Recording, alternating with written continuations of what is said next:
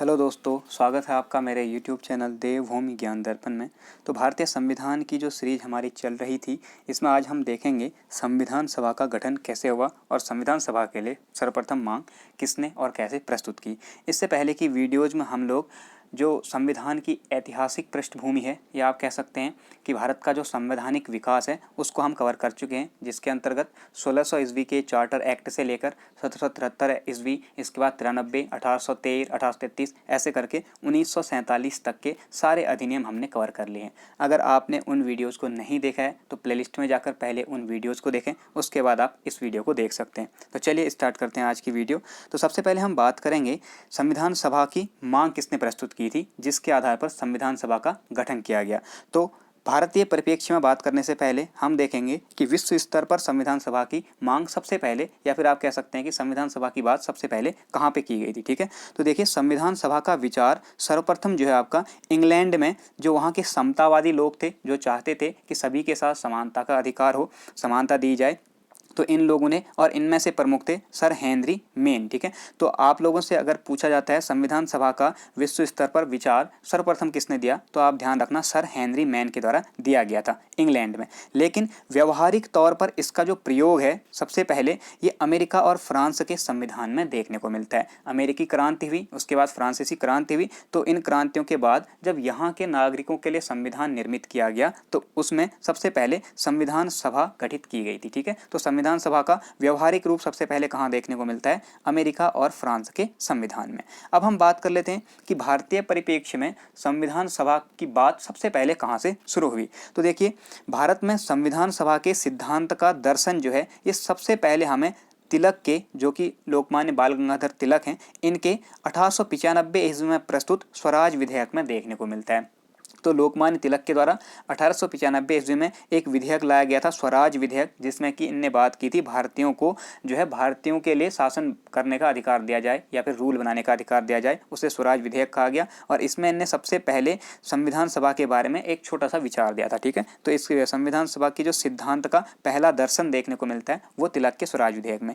इसके बाद 1922 ईस्वी में गांधी जी ने कहा था कि भारतीय संविधान भारतीयों की इच्छा अनुसार ही होगा। ठीक है, ये प्रश्न पहले पूछा जा चुका है एग्जाम में, स्टेटमेंट, तो आप लोग इसे ध्यान में रखना। गांधी ने कहा है, कब कहा है, 1982 में, कि भारतीय संविधान जो है भारतीयों की इच्छा अनुसार ही होगा। आगे चलते हैं। इसके बाद 1924 ईस्वी में पंडित मोतीलाल नेहरू जी के द्वारा, आपको पता होगा, स्वराज पार्टी का गठन किया गया था। ठीक है, 1924 में। तो पंडित मोतीलाल नेहरू के द्वारा, या फिर आप कह सकते हैं स्वराज पार्टी द्वारा, ब्रिटिश सरकार के सम्मुख संविधान सभा के निर्माण की मांग प्रस्तुत की गई। तो अगर आपसे क्वेश्चन बनता है कि ब्रिटिश सरकार के सम्मुख सबसे पहले संविधान सभा की निर्माण की मांग किसने रखी, तो 1924 में पंडित मोतीलाल नेहरू ने या फिर स्वराज पार्टी ने। ठीक है, इसके बाद औपचारिक रूप से संविधान सभा का विचार सबसे पहले दिया गया था वर्ष 1934 में, और किसने दिया, NM रॉय के द्वारा दिया गया। ठीक है, और यही प्रश्न एग्जाम में बना हुआ है, और जब भी एग्जाम में प्रश्न आया यहाँ से कि संविधान सभा का पहला विचार किसने दिया था, तो उसका आंसर यही मानता आयोग MN रॉय। ठीक है, इससे पहले जो ये थे ये प्रत्यक्ष रूप से नहीं थे। ठीक है, तो औपचारिक रूप से नहीं थे, इनने अपने स्तर से मांग की थी, लेकिन औपचारिक रूप से जो सबसे पहले संविधान सभा की मांग हुई, या फिर सबसे पहले संविधान सभा का विचार आया, ये 1934 में MN रॉय द्वारा दिया गया था। ठीक है, तो इस प्रश्न को आप लोग याद रखें, बहुत ज़्यादा महत्वपूर्ण है, MN रॉय। आगे चलते हैं। इसके ही अगले वर्ष 1935 ईस्वी में भारतीय राष्ट्रीय कांग्रेस ने पहली बार संविधान निर्माण के लिए आधिकारिक रूप से संविधान सभा के गठन की मांग की। तो प्रश्न UPPCS में पहले बना हुआ है और इसी लैंग्वेज में था, इसलिए मैंने सेम लैंग्वेज यहाँ पे लिखी हुई है, तो ध्यान रखना। 1935 में भारतीय राष्ट्रीय कांग्रेस के द्वारा संविधान निर्माण के लिए आधिकारिक रूप से संविधान सभा के गठन की मांग की गई थी। इसके बाद ये जो विचार था MN रॉय का या फिर भारतीय राष्ट्रीय कांग्रेस का, इस विचार को मूर्त रूप देने के लिए 1938 ईस्वी में पंडित जवाहरलाल नेहरू ने इसे मूर्त रूप देने की कोशिश की और घोषणा की कि स्वतंत्र भारत के संविधान का निर्माण वयस्क मताधिकार के आधार पर चुनी गई संविधान सभा द्वारा किया जाएगा। ठीक है, तो दो यहाँ पे स्टेटमेंट हैं, एक गांधी जी के द्वारा कि भारतीयों के लिए जो संविधान बनेगा वो भारतीयों के इच्छा अनुसार होगा, दूसरा इन्होंने कहा कि भारतीयों के लिए जो संविधान बनेगा इसके लिए गठित संविधान सभा वयस्क मताधिकार के आधार पर बनी होगी। ठीक है, तो ये जवाहरलाल नेहरू ने कहा था। ये थे आपका संविधान सभा की मांग के लिए कुछ विचार। अब हम देखेंगे कि अंग्रेजों ने क्या प्रयास किए संविधान सभा के गठन के लिए। तो अंग्रेजों के द्वारा किए गए प्रयास देख लेते हैं। देखिए सर्वप्रथम ये प्रश्न भी डायरेक्ट एग्जाम में बना हुआ है, यूपी पीसीएस में ही बना हुआ है और 2008 में बना हुआ है, ठीक है, आप लोग चेक करना। तो ये बहुत ज़्यादा इंपॉर्टेंट है और मैंने सीधे वही लैंग्वेज यहाँ रखी है, क्योंकि अगर आयोग कभी क्वेश्चन रिपीट करेगा तो सेम ही क्वेश्चन करेगा, ठीक है। तो आपको पता होना चाहिए सर्वप्रथम 1942 ईस्वी में क्रिप्स मिशन ने एक निर्वाचित संविधान सभा द्वारा भारत के संविधान निर्माण करने का प्रस्ताव रखा था, ठीक है। तो सीधा क्वेश्चन बना है कि किसके द्वारा भारतीयों के लिए या भारतीय संविधान के निर्माण के लिए एक निर्वाचित संविधान सभा का प्रस्ताव किया गया था। तो एक क्रिप्स मिशन के द्वारा 1942 में किया गया था, इसे आप ऐसे ही ध्यान रखना। आगे चलें, 1946 ईस्वी में फिर कैबिनेट मिशन आया, ठीक है। और कैबिनेट मिशन क्या था, इसी का एक तरीके से आप कह सकते हैं संशोधित रूप था। तो 1946 में कैबिनेट मिशन द्वारा इसे व्यवहारिक रूप प्रदान कर दिया गया। जो प्रस्ताव यहाँ रखा गया था, इस प्रस्ताव को मूर्त रूप या व्यवहारिक रूप किसने प्रदान किया, कैबिनेट मिशन के द्वारा। तो आप कह सकते हैं कि भारत में जो संविधान सभा का गठन हुआ वो किस मिशन के तहत हुआ, कैबिनेट मिशन के तहत हुआ। भारत में संविधान का निर्माण किस मिशन के आधार पर हुआ, कैबिनेट मिशन के आधार पर हुआ। तो इस प्रकार के अगर प्रश्न बनते हैं तो आप लोग यहाँ से इन्हें सॉल्व कर सकते हैं। आगे बढ़ते हैं। भारतीय संविधान के बारे में एक अंग्रेजी ब्रिटिश इतिहासकार हैं जो हैं जी ऑस्टिन, ठीक है। इनकी एक पुस्तक भी है इंडियन कॉन्स्टिट्यूशन करके। तो जी ऑस्टिन ने कहा है कि संविधान सभा कांग्रेस थी और कांग्रेस भारत था। ये प्रश्न बना हुआ है एग्जाम में, इसलिए मैंने यहाँ पे इसे फैक्ट के रूप में इंक्लूड किया। तो ध्यान रखना, भारतीय संविधान सभा के बारे में किसने कहा है कि संविधान सभा कांग्रेस थी और कांग्रेस भारत था। क्यों कहा था, क्योंकि संविधान सभा जो है ये कांग्रेस के द्वारा बनाई जा रही थी और कांग्रेस के सबसे ज़्यादा प्रतिनिधि इसमें थे। अभी आप देखेंगे कि जब चुनाव होगा तो 208 सीटें कांग्रेस जीत जाता है 296 में से, ठीक है। और कांग्रेस जो है भारत का प्रतिनिधित्व कर रही थी, इसलिए इन्होंने कहा कि संविधान सभा कांग्रेस थी और कांग्रेस भारत। ये किसका कथन है, जी ऑस्टिन का, ठीक है। अब देख लेते हैं संविधान सभा का गठन कैसे हुआ। संविधान सभा का गठन जब हुआ तो उसका प्रारूप क्या था, ठीक है। तो उसको देख लेते हैं, फिर अगली वीडियोज में हम बात करेंगे कि संविधान सभा के द्वारा भारतीय संविधान का निर्माण कैसे किया गया। तो चलिए आगे बढ़ते हैं। कैबिनेट मिशन योजना के तहत ही, जैसा कि मैंने पहले बताया, इसी योजना के तहत मूर्त रूप दिया गया है, जबकि प्रस्ताव सबसे पहले क्रिप्स मिशन ने रखा, ठीक है। ऑप्शन में आपको दोनों दिखेंगे, तो आप क्रिप्स मिशन को चुनें प्रस्ताव के लिए, व्यवहारिक रूप देने के लिए कैबिनेट मिशन को। तो कैबिनेट मिशन योजना के आधार पर भारतीय संविधान सभा का गठन 9 दिसंबर 1946 को हुआ। बुक्स में आपको नवंबर 1946 मिलेगा, लेकिन ये प्रश्न भी पहले पूछा जा चुका है और वहाँ पर सीधा सीधा इसका व्याख्यान दिया गया है कि संविधान सभा की जब पहली बैठक हुई, औपचारिक रूप से जब पहली बैठक की गई, उसी दिन संविधान सभा का गठन माना जाता है। और आप सभी जानते हैं संविधान सभा की पहली बैठक 9 दिसंबर 1946 को हुई थी, इसलिए हम मानते हैं कि भारतीय संविधान सभा का जो गठन है 9 दिसंबर 1946 को हुआ था, ठीक है।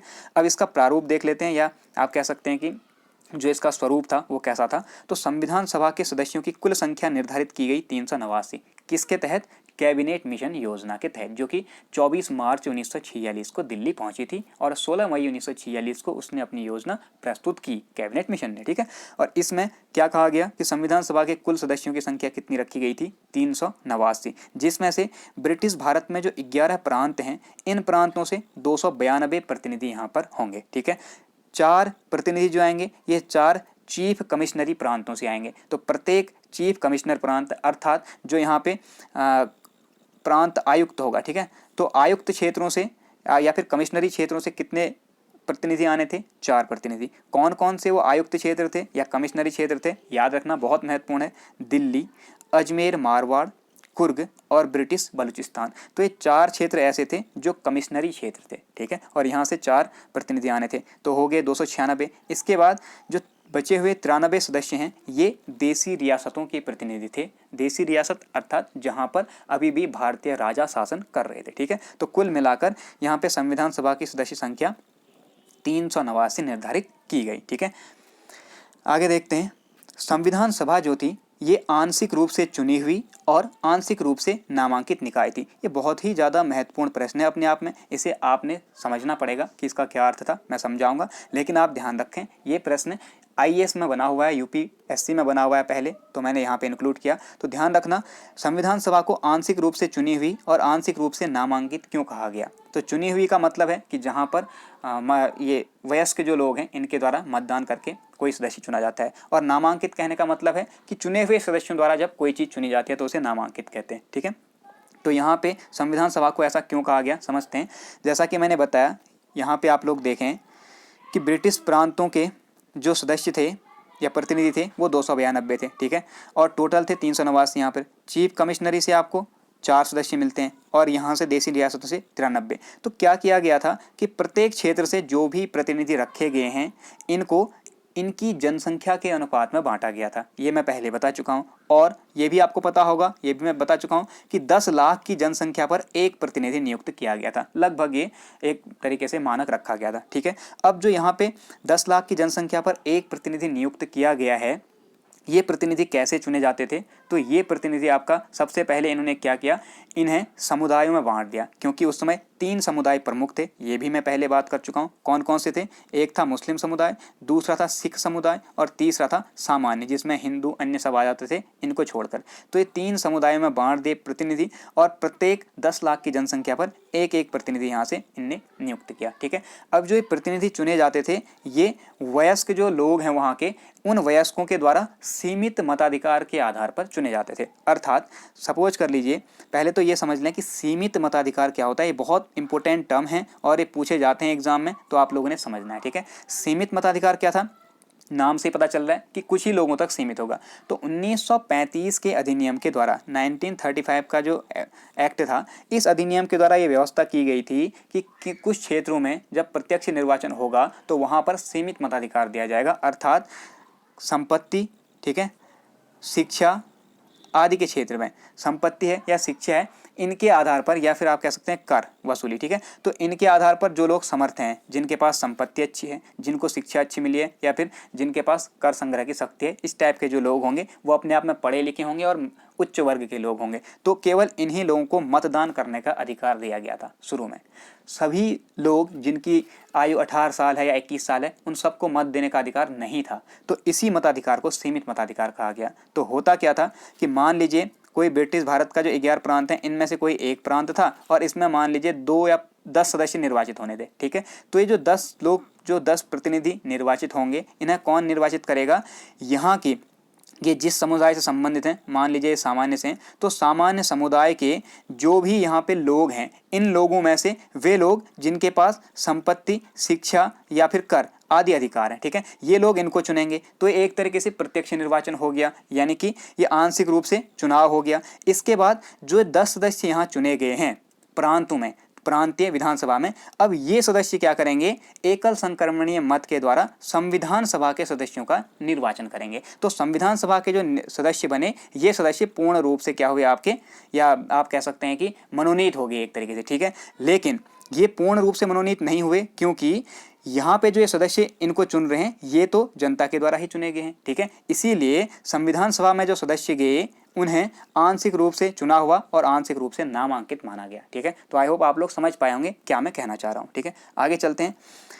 संविधान सभा के लिए चुनाव हुआ फिर, ठीक, और ये कब कराया गया? जुलाई अगस्त 1946 ईस्वी में चुनाव कराया गया, ठीक है। चुनाव किसके अनुसार कराया गया था? कैबिनेट मिशन योजना के प्रस्तावों या फिर प्रावधानों के अनुसार ये चुनाव हुआ, ठीक। और ये चुनाव आपका अप्रत्यक्ष रूप से हुआ था। ध्यान रखना, जैसा कि मैंने बताया, जो आपके ये संविधान सभा के सदस्य चुने जाएंगे, ये सदस्य किसके द्वारा चुने जा रहे थे? प्रांतीय विधानसभाओं के सदस्यों के द्वारा। और ये प्रांतीय विधानसभाओं के सदस्य इन्हें कैसे चुनेंगे?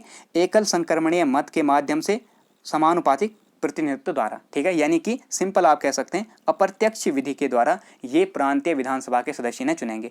लेकिन प्रांतीय विधानसभा के सदस्य स्वयं कैसे चुनकर आए हुए थे? ये आपके एक तरीके से प्रत्यक्ष रूप से, लेकिन सीमित मताधिकार द्वारा। कैसे? सीमित मताधिकार, अर्थात जो उच्च वर्ग के लोग हैं उन्हीं को मताधिकार दिया गया। इसीलिए संविधान सभा को आंशिक रूप से चयनित और आंशिक रूप से मनोनीत माना गया, ठीक है। आगे बात करते हैं।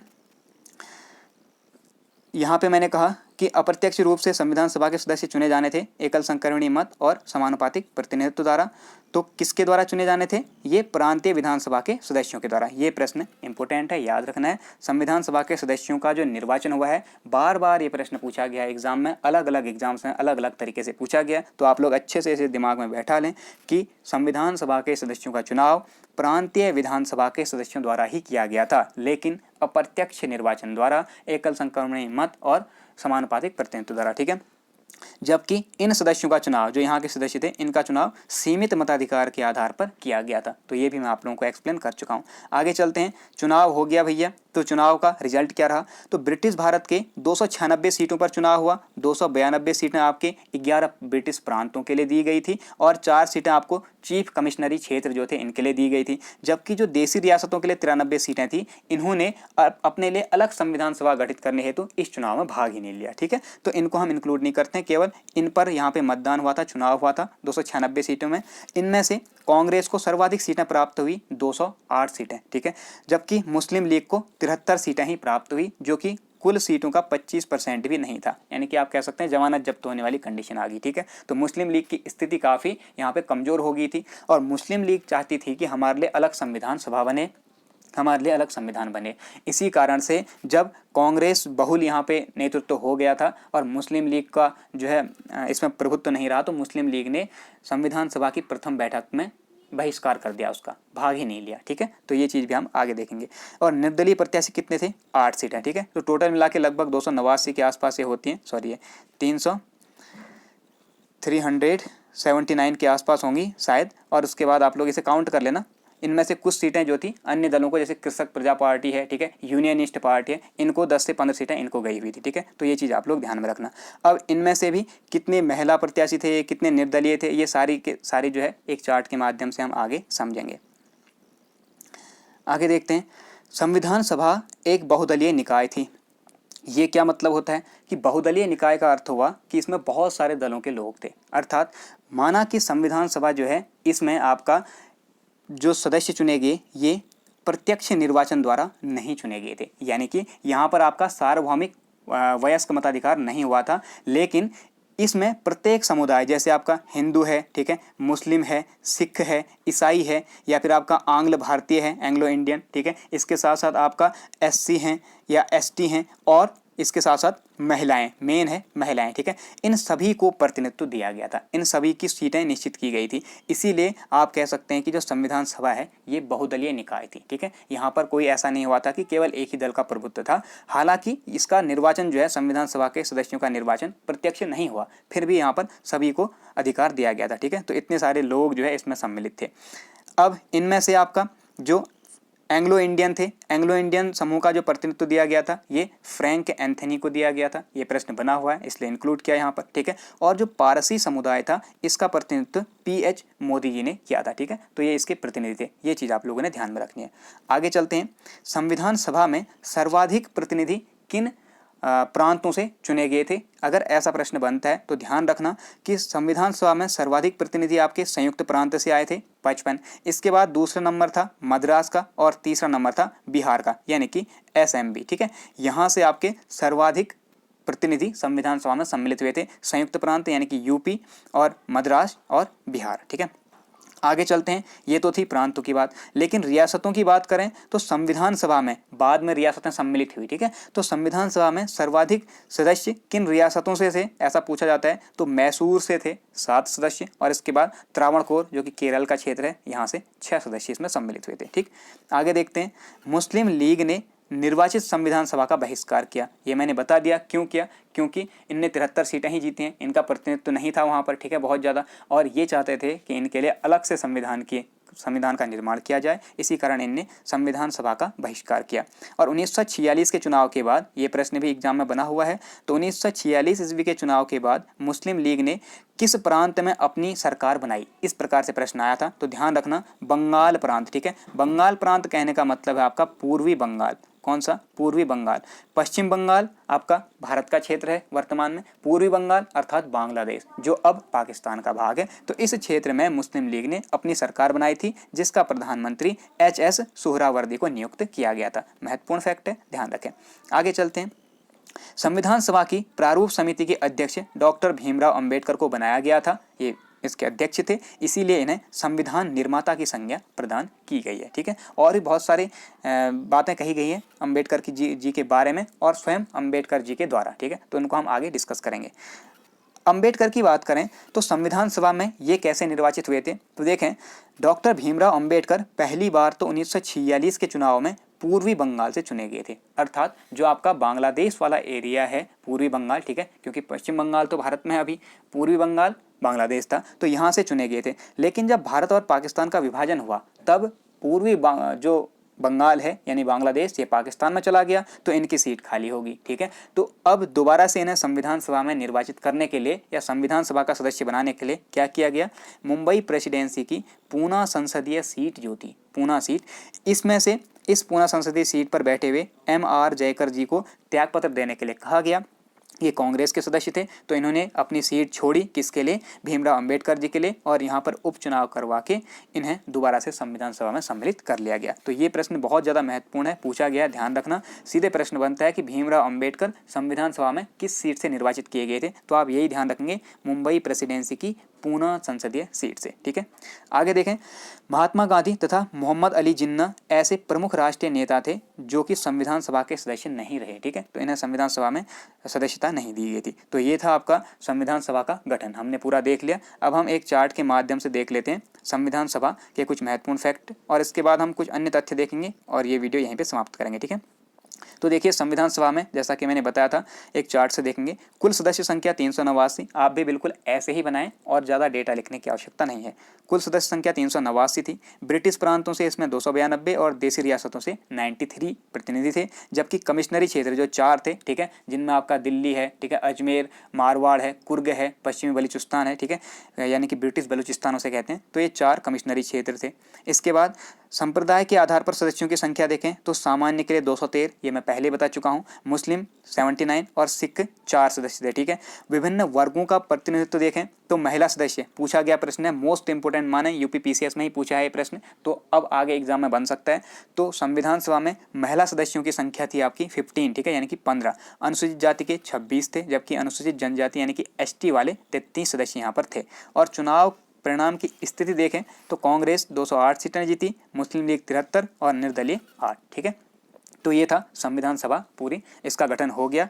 अब इनमें से कुछ महत्वपूर्ण फैक्ट जो एग्जाम में बने हुए थे तो मैंने यहाँ डायरेक्ट नोट किए हुए हैं। इसके बाद जो है अगली वीडियो में हम बात करेंगे फिर संविधान का निर्माण इस सभा के द्वारा अब कैसे हुआ, ठीक है। तो आप संरचना समझ गए होंगे, 389 सदस्य हैं, कहाँ कहाँ से आए और कांग्रेस को कितनी सीटें मिली, किसको कितनी सीटें मिली, सब आपने देख लिया, ठीक है। देखें, संविधान सभा जो थी ये UPSC में पूछा गया प्रश्न है। तो संविधान सभा वयस्क मताधिकार पर आधारित थी, कहीं ना कहीं वयस्क मताधिकार पर अप्रत्यक्ष रूप से आधारित थी, तो इस फैक्ट को उसने सही माना है। आप एक बार से क्रॉस चेक जरूर करें, ठीक है। संविधान सभा में वयस्क मताधिकार को 15 वर्ष के लिए स्थगित करने की बात किसने कही थी, मौलाना अबुल कलाम आज़ाद ने। ये प्रश्न भी बना हुआ है। और तीसरा ये प्रश्न भी आया हुआ है कि भारतीय संविधान का प्रथम प्रारूप किसके द्वारा तैयार किया गया था, तो BN राव के द्वारा। इनके बारे में हम आगे डिस्कस करेंगे, ठीक है। तो ये थी आज की वीडियो जिसमें हमने देखा संविधान सभा का गठन। तो वीडियो कैसी लगी कमेंट करके ज़रूर बताएं, और अगर हेल्पफुल लगी तो ज़्यादा से ज़्यादा शेयर कर दीजिए, वीडियो को लाइक कर दीजिए। चैनल पहली बार आए हैं तो चैनल को सब्सक्राइब करके बेल आइकन को दबाइए, जिससे कि आपको लेटेस्ट नोटिफिकेशन मिलते रहें और आपके UPSC या UKSSC के जो भी एग्जाम्स हैं इनमें हेल्प होती रहे, ठीक है। तो चलिए मिलते हैं नेक्स्ट वीडियो में, अपना ध्यान रखें, थैंक यू।